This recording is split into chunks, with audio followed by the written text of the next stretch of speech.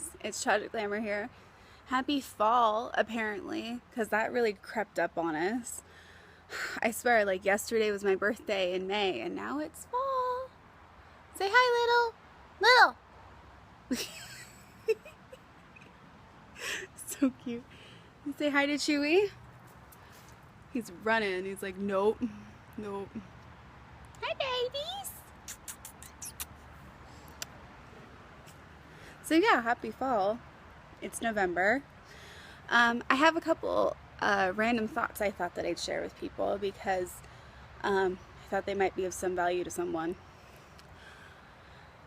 So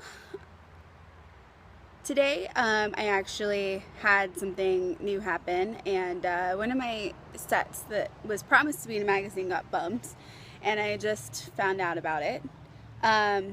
It's fine, and I still really love the magazine, and I'll submit to them in the future, and I think that they're awesome, and their magazine's like really good quality. It just kind of sucked, especially since I didn't know about it, and found out about it kind of late. But you know what happens, and I'm not upset. But then it got me thinking of all the stuff that I've been dealing with when editing photos lately.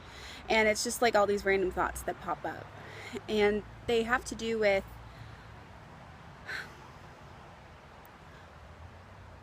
a lot of the magazines out there that aren't mainstream, which a lot of the mainstreams are going out because they're trying to phase out print publications anyway within like the next 5 years or so.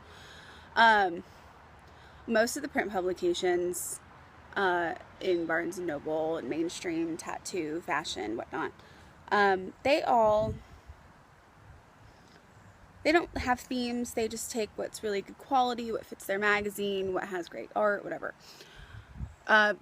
The independent magazines online almost always have themes. Now, Glam Rock Magazine, my magazine, doesn't have themes.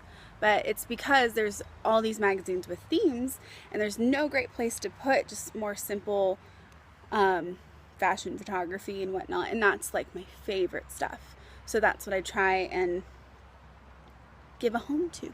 And that's what I say when I'm submitting. I'm going to find a home for this. Anyway, it's been very interesting though, because as I'm trying to catch up on all of my backlogs of edits, and I'm trying to get people stuff quicker and catch up, it's really hard because I want to submit at the same time that I'm editing the photos. And right now, since it's fall and most of the like themes out there are like winter and fall and outdoors and stuff like that, and then New Year's and Valentine's, there's like no place to put them. And it's difficult because I don't want to like put them in my magazine and then take over my own magazine. And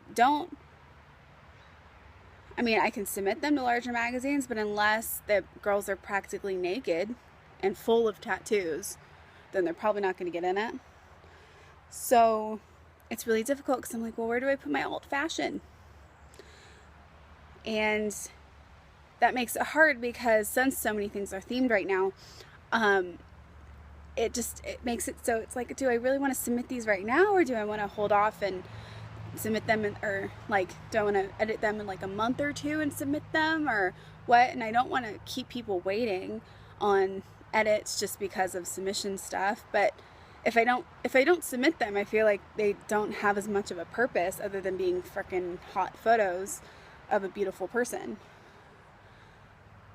And that's what sucks is since they are apparently phasing out magazines and most print publications, which sucks because if I do buy a magazine, I want it in print so I can look at it and flip through it and have it be a real tangible thing, which I guess you can do with an iPad, but I don't have an iPad. So if you want to buy me an iPad, that would be great.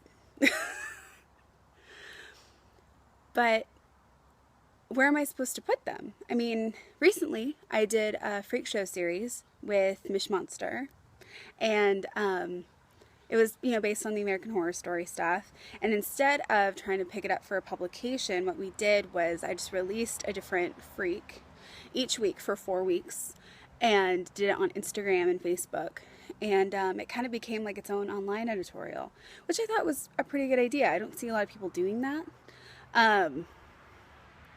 And maybe that's the future. I don't know. Maybe the future is just all online magazines. But I feel like, people are pretty over that because anybody can start one. And I mean, they're great. I'm not gonna lie, they're all great. I'm super stoked to even have my stuff in magazines so that their audience can see my work, because I think that that's what it's all about. That's why I created my magazine. I want to share, great work with the world. That's the whole point of doing this. But unless we're doing stuff for ads or mainstream magazines or books or websites, I guess. Like, what else are we doing these photos for now if all the magazines are going out? I mean, even some of the most prestigious ones, like Ink Girls, is now just digital, and that was the epitome of all of these, like, alt girls wanted to be an Ink Girls. So I mean, now you can be an Inked, but Ink Girls is digital, and unless you just want to be in the digital one, like, that's great, but it's not. You can't go pick it up at Barnes & Noble, and that sucks. And everyone just wants to be able to go to Barnes & Noble and pick up a magazine with their face on it. But yeah, that's my 2 cents. I'm really interested to see where this is all going to go within the next 5 years or so, because, social media is changing, everything's changing. We're in a weird change right now, and I don't really know where it's going to go. I still like using Facebook and whatnot, but apparently I'm old. So, but yeah, so I'll be really interested to see where that goes, and hopefully there will still be a place for photography and modeling and all of that great art that we've really been embracing the past few years. Like, it's full throttle, man. It's really awesome stuff, and everybody's getting better, so I'm really stoked about it.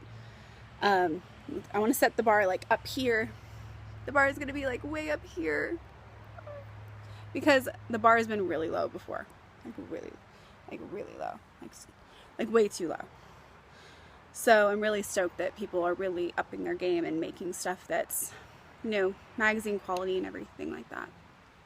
Which, I've probably recorded this a few times now, because, I don't know, vlogging is hard. But I wanted to insert this little anecdote. I don't know. That's probably what it is. I don't know. My friend Jackie is one of my really good friends, and she told me this, and I try to remember it because it's so true, and I feel like everybody needs to hear it at some point, because everybody needs to hear it. Just because you did the set, not every set needs to be published. And that is so true. Because, I mean, even I know, like, there are sets that I've done that I'm like, I like it, but it's not really publish worthy. It's good, but it's not publish worthy. I shouldn't be in a magazine. I don't want bad work to be out there. Not bad, but, like, not my best work to be published, I guess.